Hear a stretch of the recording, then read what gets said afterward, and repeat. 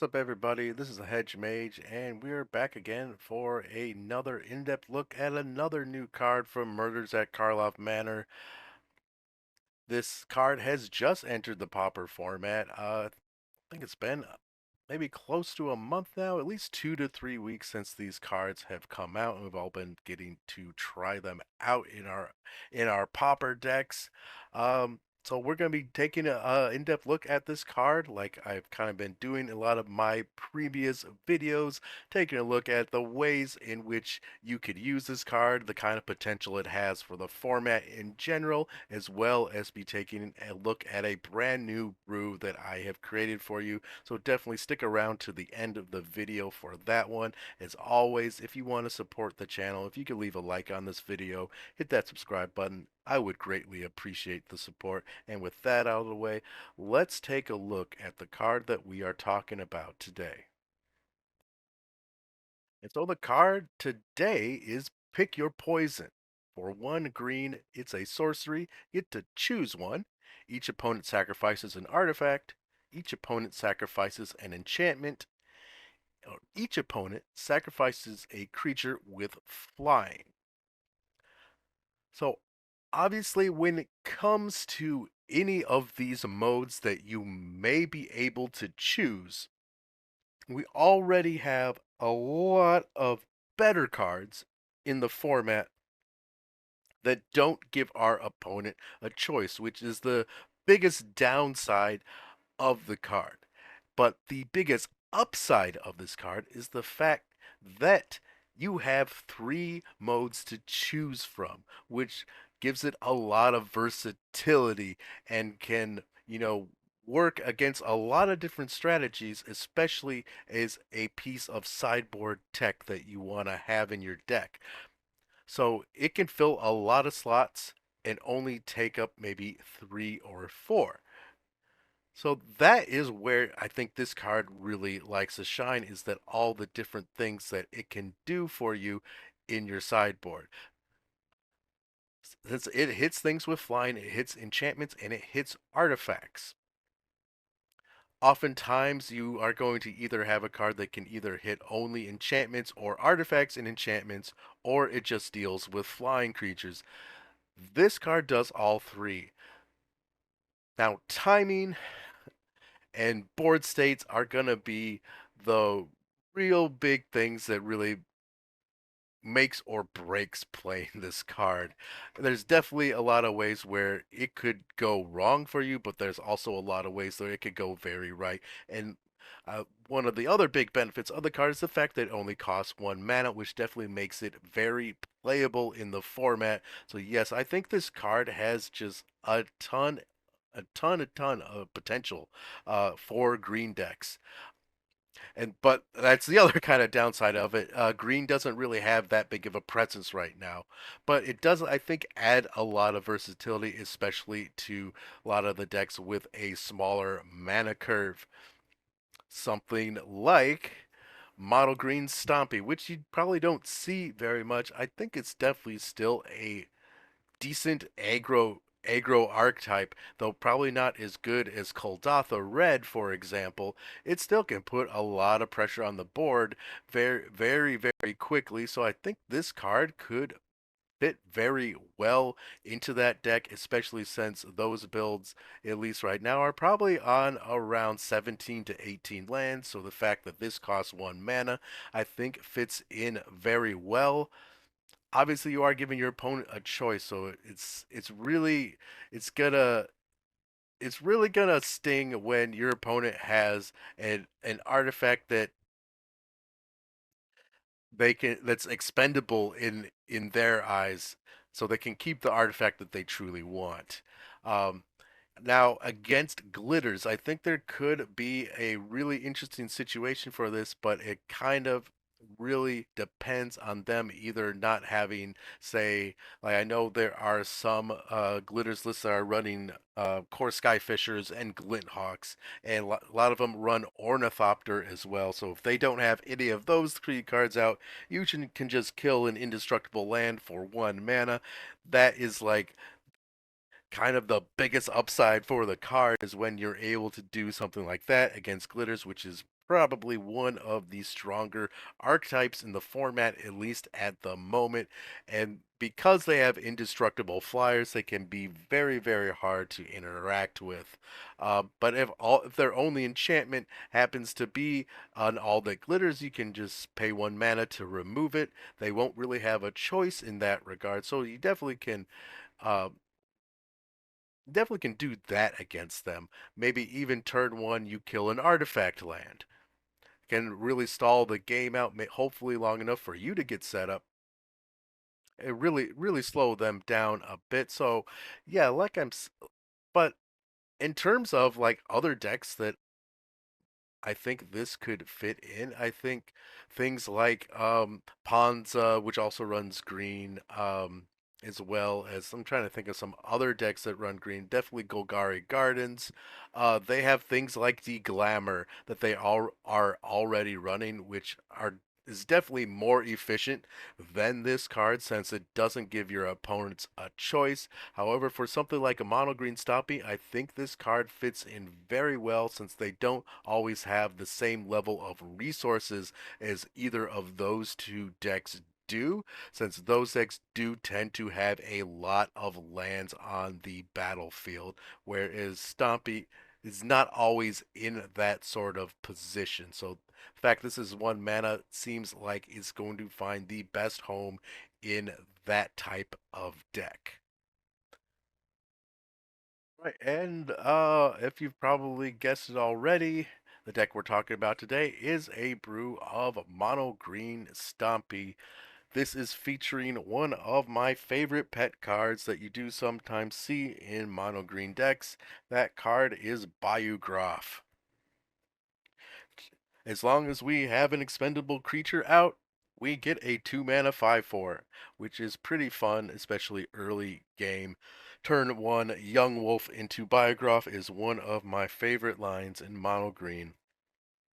It is super, super fun times. So yeah, we got 4 copies of Biograph in our pile of creatures. Then I got 4 copies of Brindleshote, which is uh, another great little piece of fodder for our Biograph. Since then we get a 3/3 boar, pretty good. And then I have 4 copies of Burning Tree Emissary. This kind of lets us chain maybe a couple spells. Say we turn 1 Young Wolf, turn 2 Burden Tree Emissary, and into a Biograph, sacrificing Young Wolf. All of a sudden, we now have 3 creatures on the board on turn 2, and they all have a decent power and toughness, so that can be a pretty fun line as well. Then I got 2 copies of Mother Bear. This is something that we can use late game when we run out of creatures, since if we have either chump blocked with it or it died to another chump blocker, or we happen to sacrifice it with our Biograph, we can exile it from our graveyard and make 2/2/2 bear tokens, which helps us not sort of fizzle out after the majority of our creatures have been dealt with. And then I got 4 copies of Nettle Sentinel. This is just a staple in mono green, has been for a while. So 1 mana 2/2 is always nice, and 4 copies of Scargon Pit Skulk, which can be really tough for a lot of decks to deal with, especially once we have something like Rancor attached to it. So then we have, hopefully it's a 4/2 that can't be blocked. So that is also equally fun at times. And then, of course, 4 copies of Young Wolf. And in our instant pile here, I got 4 copies of Hunger of the Howl pack. Since we do sacrifice our own creatures with our Biograph, we can hopefully pay 1 mana to put 3+1/+1 counters on a creature. So hopefully we'll be able to meet the morbid um, qual qualifications there. So, and then I got 3 copies of Ram Through, which is some decent piece of removal for the deck, since we are running Rancor, so we will have Trample, so that can help us get some extra damage through to our opponent while also dealing with whatever blocker they might have. And 3 copies of Vines of Vastwood. This we can either use as a way to protect our creatures or also give them a nice little buff if we kick the spell, giving them a +4/+4 until end of turn. This is something we can use to protect our creatures or to sort of end the game or put more pressure on our opponent.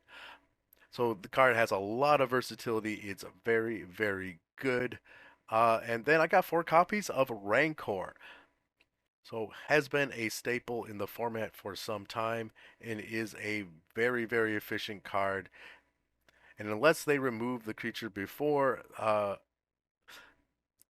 we attach Rancor to it, we will probably be playing this card over and over again. And then I got 3 copies of Snake Umbra.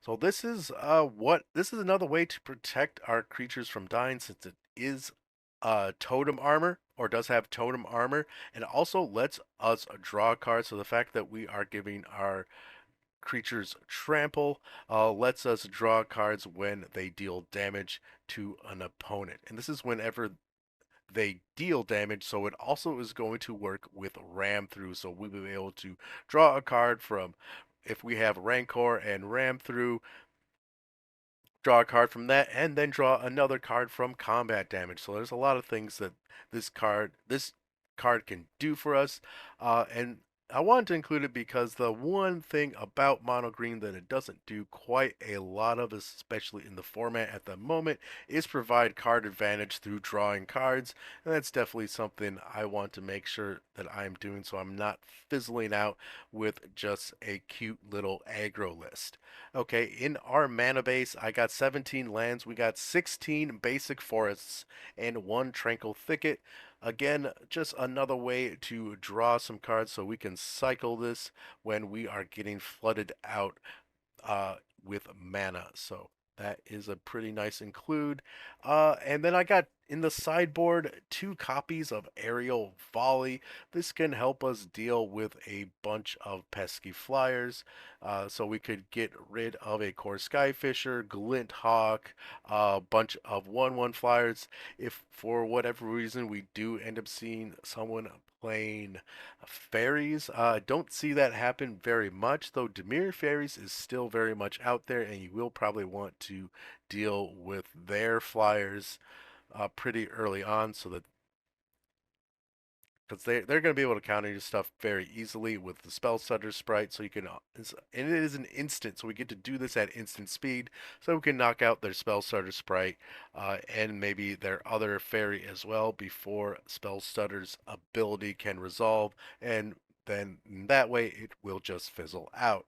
And then I got 3 copies of Life Goes On, and since we are running the biograph, so we will probably see creatures dying, also creatures dying from, just people blocking or us being forced to block.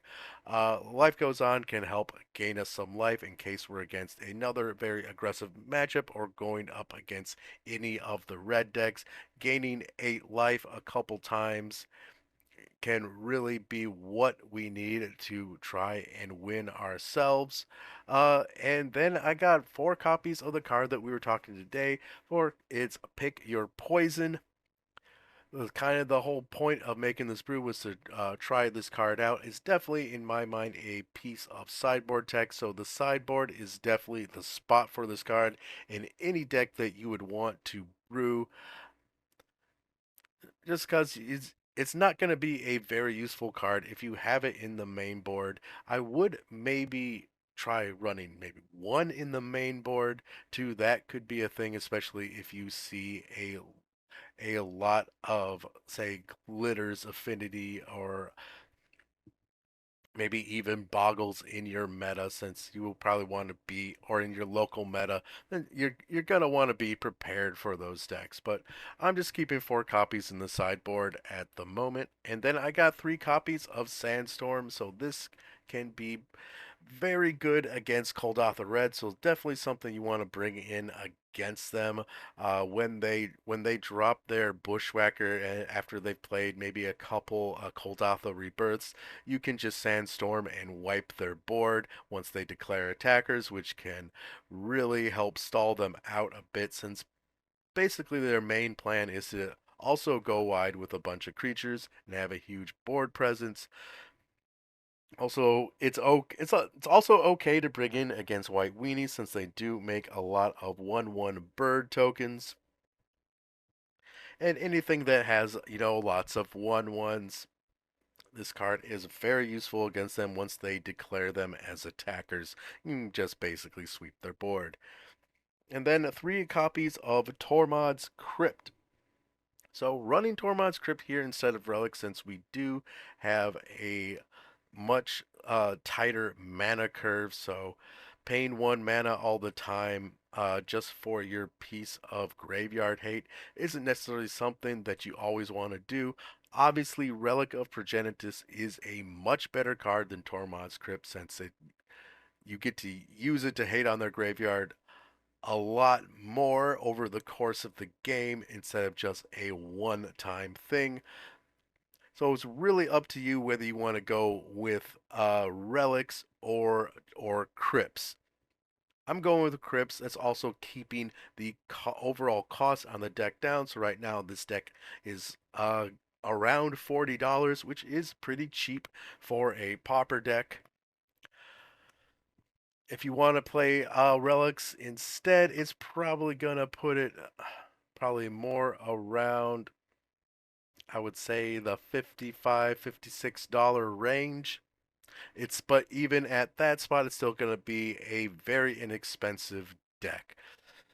And so that's it for today, guys. I'm very, as always, very interested to hear what you guys think of both the deck list that I covered today, and if there's any changes that you would make to it, or cards that you would maybe want to run instead of some of the cards that I chose. Very much would like to hear your opinion on that, as well as your opinion on Pick Your Poison. Is this a card you're even interested in running? Do you think it's playable or no? Definitely would love to hear from you in the comments section below. I'm going to get out of here, and I hope you all are having a wonderful day, and I will see you all next time.